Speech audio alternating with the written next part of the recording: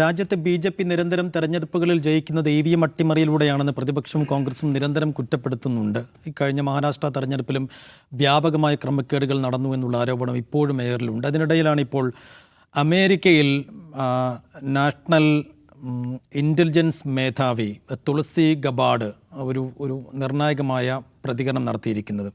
എന്നുവെച്ചാൽ ഈ EVM hack ചെയ്യാൻ പറ്റാവുന്ന, EVM അട്ടിമറിയിലൂടെ ഏതെങ്കിലും ഒരു രാഷ്ട്രീയ പാർട്ടിക്ക് വിജയിക്കാൻ പറ്റാവുന്ന രീതിയിൽ മാറ്റിമറിക്കാൻ സാധ്യതയുള്ള ഒരു സാങ്കേതികത്വമാണ് എന്ന് പറയുകയാണ് ഗബാർഡ്. അതുകൊണ്ട് EVM മാറ്റി ബാലറ്റിലേക്ക് തിരിച്ചു പോകേണ്ട ഒരു സാഹചര്യമുണ്ട് എന്ന് ട്രംപിനെ തന്നെ വേദിയിലിരുത്തി അടക്കം ഗബാർഡ് പറയുന്നുണ്ട്. പക്ഷേ അതിനെ ഇന്ന് നമ്മുടെ രാജ്യത്തെ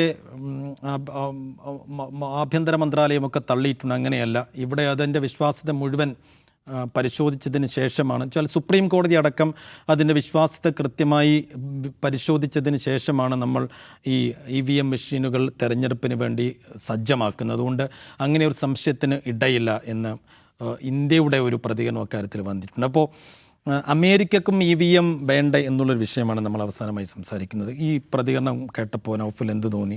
നമ്മൾ അല്ലെങ്കിൽ തന്നെ EVM വലിയൊരു സംശയമുനയിൽ നിൽക്കുമ്പോൾ അമേരിക്ക ഏറ്റവും ഈ ടെക്നിക്കലിയൊക്കെ ഒരുപാട് അപ്ഡേറ്റഡായ കാര്യങ്ങൾ ഉപയോഗിക്കുന്ന അമേരിക്കയ്ക്ക് പോലും അതിനകത്ത് സംശയം ഉണ്ടെങ്കിൽ രാജ്യത്തെ സംശയം കുറേ കൂടി ബലപ്പെടുന്നുണ്ടോ?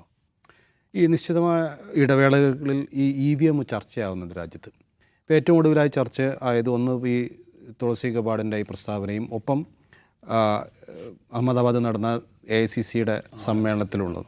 AICCയുടെ സമ്മേളനത്തിൽ അവർ ബാലറ്റിലേക്ക് മടങ്ങണമെന്നുള്ള പ്രമേയം വരെ പാസ്സാക്കുകയുണ്ടായി. അപ്പോൾ ഈ രണ്ട് വിഷയത്തിലാണ് ഇപ്പോൾ വീണ്ടും ഇത് ചർച്ചയിലേക്ക് വരുന്നത്. അപ്പം കോൺഗ്രസിനെ സംബന്ധിച്ചിടത്തോളം അവർക്ക് പറയാൻ കാരണങ്ങളുണ്ട്. ഒന്ന് മഹാരാഷ്ട്രയാണ്, മറ്റൊന്ന് ഹരിയാനയാണ് പ്രധാനമായും. ഹരിയാനയിൽ എന്ത് പറഞ്ഞാലും അധികാരത്തിൽ തിരിച്ചു വരുമെന്ന് പ്രതീക്ഷിച്ചതായിരുന്നു കോൺഗ്രസ്. മുഖ്യമന്ത്രിയെ വരെ തീരുമാനിച്ച പാർട്ടിയാണ് കോൺഗ്രസ്. അവിടെ അവർ പ്രതീക്ഷിച്ച വിജയം എത്തിയില്ല.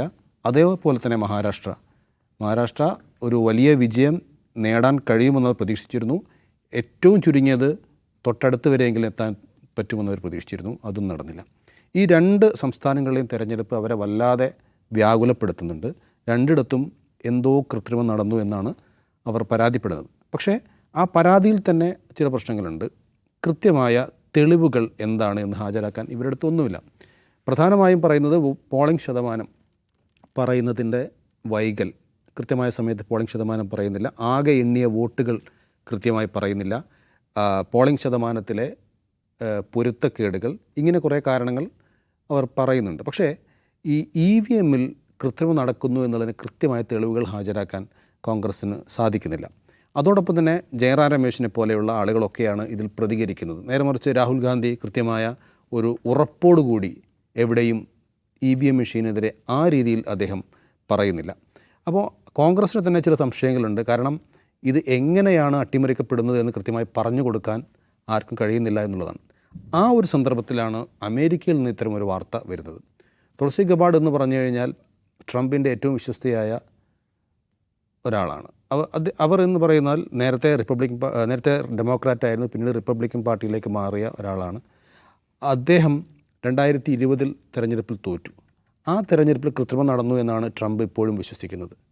അങ്ങനെ കൃത്രിമം നടന്നിട്ടുണ്ടോ എന്നാണ് ട്രംപ് അന്വേഷിക്കുന്നത്. അതുകൊണ്ട് തന്നെ ദേശീയ രഹസ്യാന്വേഷണ ഡയറക്ടർക്ക് തന്നെ ഇതിൻ്റെ ചുമതല ഏൽപ്പിക്കുകയും അവർ ഇക്കാര്യത്തിൽ അന്വേഷണം നടത്തുകയും അങ്ങനെ അവർ എത്തിച്ചേർന്ന നിഗമനം ട്രംപ് കൂടി പങ്കെടുത്ത യോഗത്തിൽ അവതരിപ്പിക്കുകയാണ് ചെയ്യുന്നത്.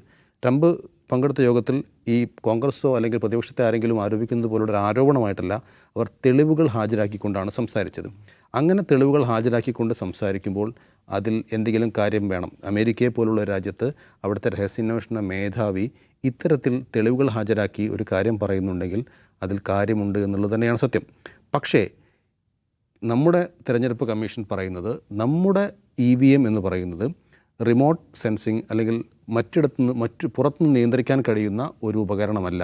അതിൽ വൈഫൈ ഇല്ല, ഇൻ്റർനെറ്റ് ഇല്ല, ഇൻഫ്രാറെഡ് ഇല്ല, അങ്ങനെ ഒരു സംവിധാനവും അതിലേക്ക് അത് വളരെ മാനുവലായി നേരിട്ട് ഓപ്പറേറ്റ് ചെയ്യാൻ കഴിയുന്ന ഒരു ഉപകരണം മാത്രമാണ് കാൽക്കുലേറ്റർ പോലെ ഒരു ഉപകരണം മാത്രമാണ് എന്നുള്ളതാണ് നമ്മുടെ തെരഞ്ഞെടുപ്പ് കമ്മീഷൻ്റെ വാദം. ആ വാദത്തെ പൊളിക്കാൻ കഴിഞ്ഞാൽ മാത്രമേ നമുക്ക് എന്ത് ചെയ്യാൻ പറ്റുള്ളൂ, ഇന്ത്യയിൽ കൃത്രിമം നടക്കുന്നുണ്ട് എന്ന് വാദിക്കാൻ കഴിയുകയുള്ളൂ. നിലവിൽ അങ്ങനെ ഒരു തെളിവ് ഹാജരാക്കാൻ ആർക്കും സാധിച്ചിട്ടില്ല. പക്ഷേ പല മാധ്യമപ്രവർത്തകരും വളരെ കുലങ്കശമായി ഇക്കാര്യത്തിൽ അന്വേഷണം നടത്തുന്നുണ്ട്, ഇൻവെസ്റ്റിഗേറ്റീവ് ജേർണലിസം നടത്തുന്നുണ്ട് എന്നാണ് നമുക്കറിയാൻ കഴിഞ്ഞത്. അത്തരത്തിൽ എന്തെങ്കിലും വാർത്ത അടുത്ത കാലത്ത് തന്നെ പുറത്തു വരാനുള്ള സാധ്യതയുണ്ട്. ഏതായാലും നിലവിലുള്ള അവസ്ഥയിൽ EVM അട്ടിമറി നടക്കുന്നു എന്ന് പറയാനുള്ള തെളിവുകൾ ഇന്ത്യയിലില്ല. അമേരിക്കയിലെ EVMൻ്റെ കാര്യം എനിക്ക് നമ്മുടെ EVM പോലുള്ള ഒന്നാണോ അല്ലെങ്കിൽ ഈ പുറത്തുനിന്നുള്ള സംവിധാനങ്ങൾ ഉപയോഗിച്ച് നിയന്ത്രിക്കാൻ കഴിയുന്ന ഒന്നാണോ എന്ന് എനിക്കറിയില്ല. അതായത് അമേരിക്ക ട്രംപ് തീരുമാനിച്ചു കഴിഞ്ഞാൽ ബാലറ്റിലേക്ക് മടങ്ങും എന്ന കാര്യത്തിലൊരു തർക്കവുമില്ല. ഇന്ത്യക്ക് പക്ഷേ ബാലറ്റിലേക്ക് മടങ്ങുക എന്നുള്ളത് വലിയൊരു ടാസ്ക് ആയിരിക്കും. ജിംസ്, EVMൻ്റെ കാര്യത്തിൽ ഇന്ത്യയിലെ അനുഭവങ്ങളും ആരോപണങ്ങളും ഇപ്പോൾ ഈ ഗബാർഡിൻ്റെ പ്രതികരണവും എങ്ങനെ കൂട്ടി വായിക്കണം?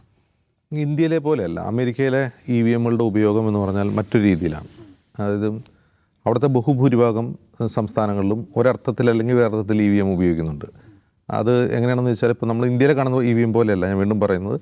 ഇപ്പോൾ ബാലറ്റിൽ വോട്ട് ചെയ്തിട്ട് ആ വോട്ട് ഒരു EVM സ്കാൻ ചെയ്യുന്നു. അപ്പോൾ അവിടെ വോട്ട് എണ്ണാൻ വേണ്ടിയാണ് പ്രധാനമായും EVM ഉപയോഗിക്കുന്നത്, വോട്ട് ചെയ്യാനല്ല. വോട്ട് ബാലറ്റിൽ ചെയ്യുന്നു, അത് സ്കാൻ ചെയ്യുന്നു. അപ്പോൾ നമ്മുടെ ഈ PSCയുടെ ആൻസർ ഷീറ്റ് പോലെ ഒരു പ്രക്രിയ, അത് സ്കാൻ ചെയ്തിട്ട് പിന്നീട് അവർക്ക് ഒരൊറ്റ സ്വിച്ചിൽ ആ വോട്ട് എണ്ണിയെടുക്കാൻ കഴിയും. അത് ഒരുപാട് രാജ്യങ്ങൾ അങ്ങനെ ചെയ്യുന്നുണ്ട്. അത് കൂടാതെ സ്റ്റാൻഡ് അലോൺ EVMകളും ഉണ്ട്. ഒരു എന്താണ് ടച്ച് സ്ക്രീനിൽ ടച്ച് ചെയ്തുകൊണ്ട് വോട്ട് ചെയ്യുന്ന രീതിയുണ്ട്, ബാലറ്റ് ചെയ്യുന്ന സ്ഥലങ്ങളുണ്ട്. അത് ഒരു സ്റ്റേറ്റിൽ തന്നെ പല കൗണ്ടികളിൽ പല രീതിയിലാണ്, പല ജൂറിസ്ഡിക്ഷനിൽ പല രീതികളാണ് അവിടെ വോട്ടിംഗ് രീതി ഉള്ളത്. അപ്പോൾ പല സ്റ്റേറ്റുകളും ഇപ്പോൾ നിലവിൽ ഉപയോഗിച്ചുകൊണ്ടിരുന്ന EVMൽ നിന്ന് ബാലറ്റിലേക്ക് പോകാൻ തീരുമാനമെടുത്തിട്ടുണ്ട്. ഇനി ഒരു ഇലക്ഷൻ വന്നാൽ അവർ തിരിച്ചു പോകും. അത് വലിയൊരു ഡിബേറ്റുള്ളൊരു പ്രശ്നമാണ്. പക്ഷേ ഇന്ത്യയിലെ EVM പോലെ അല്ല അവിടുത്തെ EVMകൾ. ഇന്ത്യയിലെ EVM എന്ന് പറഞ്ഞാൽ stand alone electronic voting machine തന്നെയാണ്. അപ്പോൾ അവിടെ നിലവിൽ അവിടെ ഉപയോഗിക്കുന്ന പല സ്റ്റേറ്റുകളിൽ ഉപയോഗിക്കുന്ന EVMകളെ കുറിച്ച് ഒരു 2017 ഒരു എക്സിബിഷൻ നടന്നു. എക്സിബിഷനിൽ ഒരു ചലഞ്ചായിരുന്നു ഇത് ഹാക്ക് ചെയ്ത് കാണിക്കുക എന്നുള്ളത്. പല ഹാക്കർമാരും വന്നിട്ട് വളരെ കൂളായി 1 മണിക്കൂറിനുള്ളിൽ ഹാക്ക് ചെയ്ത് ഇത്രയേ ഉള്ളൂ EVM എന്ന് പറഞ്ഞ് ഈ ഒരു സിസ്റ്റത്തിൻ്റെ വൾണറബിലിറ്റി അവർ എക്സ്പോസ് ചെയ്തിരുന്നു. അങ്ങനെ എക്സ്പോസ് ചെയ്തപ്പോഴാണ് അവർ തന്നെ പലരും പിന്മാറുന്ന ഒരു കാഴ്ചയാണ്. അമേരിക്കയിലെ EVMൽ നിന്ന് പിന്മാറിക്കൊണ്ടേയിരിക്കുകയാണ്. അപ്പോഴാണ് ഈ സമയത്ത് തുളസി ഗബാർഡ് ഇങ്ങനെ ഒരു പ്രതികരണം നടത്തുന്നത്. തുളസി ഗബാർഡിൻ്റെ ഈ പ്രതികരണത്തിന് പിന്നിൽ മറ്റ് ചില ലെയറുകൾ കൂടിയുണ്ട്. ഒന്ന്, EVM ഇല്ലായിരുന്നെങ്കിൽ ഡെമോക്രാറ്റുകൾ ഒരിക്കലും ജയിക്കില്ലായിരുന്നു എന്ന് വാദിക്കുന്ന റിപ്പബ്ലിക്കന്മാരുണ്ട്, ട്രംപ് അനുകൂലികളുണ്ട്. ഇപ്പോൾ ഈ തുളസി ഗബാർഡിനെ സംബന്ധിച്ച് തുളസി ഗബാർഡിന് ഇന്ത്യയിൽ ഒരുപാട് ഫാൻസ് ഉള്ള ഒരാളാണ്. അതിൻ്റെ കാരണം അവരുടെ കുടുംബം തീരെ ചെറുപ്പത്തിൽ ഹിന്ദുമതം സ്വീകരിച്ചതാണ്. അവർ സത്യപ്രതിജ്ഞ ചെയ്യുന്നത് തന്നെ ഭഗവത്ഗീത തൊട്ടിട്ടാണ്. അപ്പോൾ അത് നമ്മുടെ ആളാണ് എന്ന് വാദിക്കുന്ന കുറേ അധികം ആളുകൾ നോർത്ത് ഇന്ത്യയിലുണ്ട്. ഇന്ത്യൻ വംശജല്ല, അവർ അമേരിക്കക്കാരി തന്നെയാണ്, ഹവായിലാണ്. അവർ ഹിന്ദു മതവിശ്വാസിയാണ്. അപ്പോൾ ഇവർ ഡെമോക്രാറ്റ്, അവർ മുമ്പൊരു സൈനിക ഉദ്യോഗസ്ഥയായിരുന്നു, പിന്നെ ഡെമോക്രാറ്റ് പാർട്ടിയിലാണ് അവർ ധാരാളമായി രാഷ്ട്രീയ പ്രവർത്തനം നടത്തിയത്. 2022 അവർ പാർട്ടി വിടുന്നത്, ഡെമോക്രാറ്റ് പാർട്ടി വിടുന്നത്. അവർ റിപ്പബ്ലിക്കൻ പാർട്ടിയിലേക്ക് ചേക്കേറുന്ന ഒരു എന്താ പറയുക, ആ ഒരു മാറ്റത്തിൻ്റെ പീരീഡ് ഉണ്ട്. അപ്പോൾ അവർക്ക് ഒരു വലിയ തോതിലൊരു വലതുപക്ഷ വ്യതിയാനം സംഭവിച്ചിട്ടുണ്ട് കാര്യത്തിൽ. കാരണം അവർ ഈ ഡെമോക്രാറ്റ് പാർട്ടി വിടുകയാണ് എന്ന് പറഞ്ഞുകൊണ്ട് നടന്ന വാർത്താ സമ്മേളനത്തിൽ തന്നെ ഒരിക്കലും ഒരു ഡെമോക്രാറ്റ് പറയാൻ സാധ്യതയില്ലാത്ത ചില വാക്കുകളൊക്കെ അതിൽ പ്രയോഗിക്കുന്നുണ്ട്. ഡെമോക്രാറ്റുകൾ മുഴുവൻ വോക്കാണ്. വോക്ക് എന്ന് വെച്ചാൽ ഈ പുരോഗമനം പറയുന്നവരാണ്. ഒരു ഡെമോക്രാറ്റ് നേതാവ് ഒരിക്കലും അങ്ങനെ പറയില്ലല്ലോ. അപ്പോൾ അവർ ആ പാർട്ടി വിടുകയാണെന്ന് പറയുമ്പോൾ തന്നെ നമുക്കറിയാം അവർ ട്രംപിൻ്റെ അടുത്തേക്ക് പോവാണ്, റിപ്പബ്ലിക്കനിലേക്ക് പോവാണെന്ന് നമുക്ക് തോന്നുന്ന രീതിയിലായിരുന്നു അവരുടെ സംസാരം.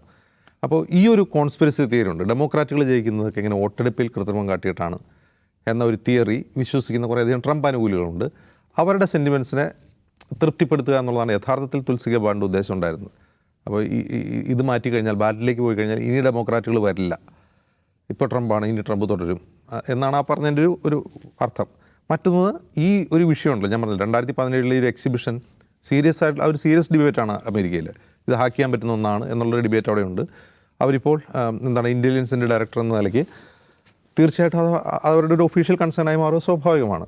എന്ന് മാത്രമല്ല, അതൊരു ഫെഡറൽ നിലപാട് കൂടിയാണ് അവർ പറയുന്നത്. ഇപ്പോൾ ഓരോ സ്റ്റേറ്റുകളും തിരിച്ചു പോവുകയാണെന്ന് ഞാൻ പറഞ്ഞല്ലോ, EVMൽ നിന്ന് തിരിച്ച് ബാലറ്റിലേക്ക് പോവുകയാണ്.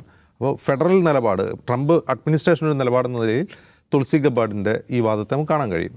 ഇനി ഇത് ഇന്ത്യയിലേക്ക് വന്നു കഴിഞ്ഞാൽ കോൺഗ്രസ് വളരെ പെട്ടെന്ന് ചാടി പിടിച്ചു.